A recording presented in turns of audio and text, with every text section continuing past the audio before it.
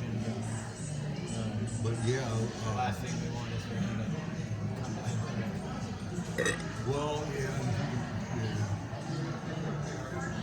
yeah, it's in resistance, man. I've been reading, I was reading on that and holy shit, yeah. I didn't get all of this stuff because I have to really kind of do exercise in my hand, and my toes, and if you get any kind of fungus on your feet or anything it takes longer than heal. And so that's all part of it. But I was weird because when I went to that doctor a long time ago and I saw that, I said, listen, I'm weird, I'm losing my hair down. And I was thinking it was my socks.